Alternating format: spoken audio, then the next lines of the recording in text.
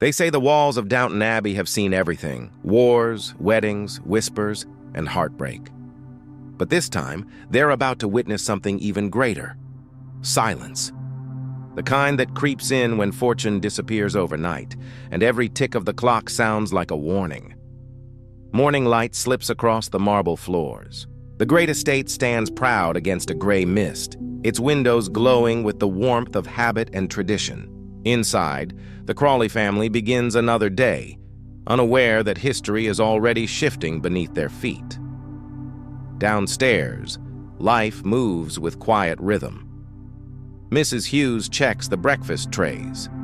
Daisy polishes silver until it shines like hope itself. Mr. Carson watches the clock. Order, precision, duty. To him, Downton isn't just a house. It's the heartbeat that keeps chaos away. Upstairs, Lady Mary stands by her window, her eyes on the far hills her father says will outlast them all. Anna enters with a whisper. Breakfast is served. Down the hall, Edith is already at her desk, writing for her newspaper, her pen racing against time. Lord Grantham walks the corridor with calm authority, greeting staff with a nod, the quiet confidence of a man whose world has never truly changed. Lady Cora joins him, speaking softly about her mother's investments in New York. He smiles, relieved, proud, unaware it will be one of the last easy smiles he gives. The breakfast room glows with laughter. The Dowager Countess teases Mary about thinking like a banker rather than a bride. For a moment, it feels like the old world again, secure, untouchable.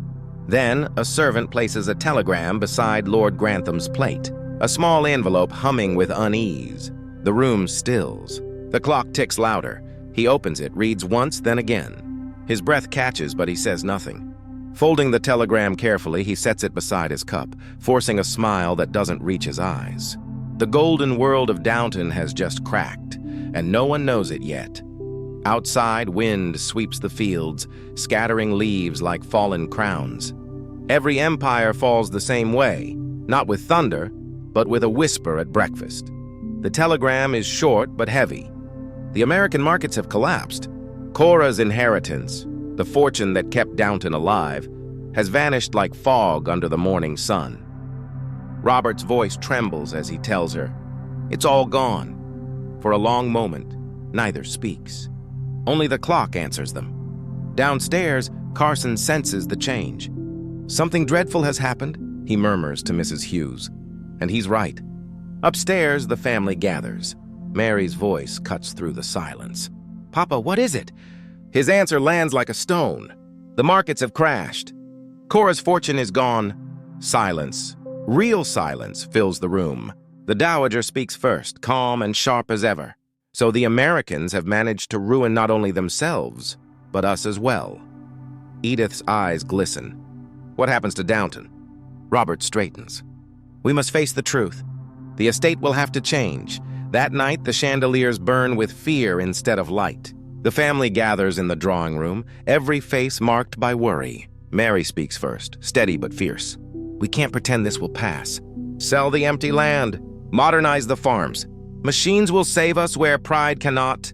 Robert's eyes flare. Downton has stood for centuries without tearing up its soil for machines.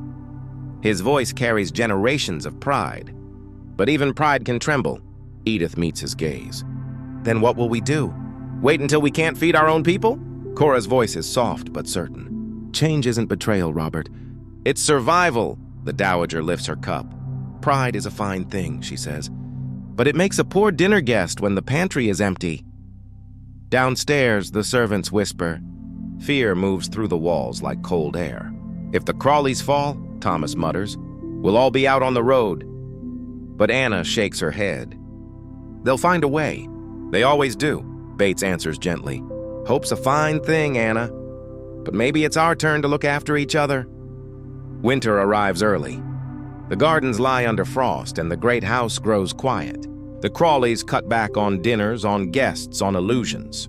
Yet hardship uncovers what truly matters. Mary watches her husband helping workers outside, his hands rough, his coat open to the wind.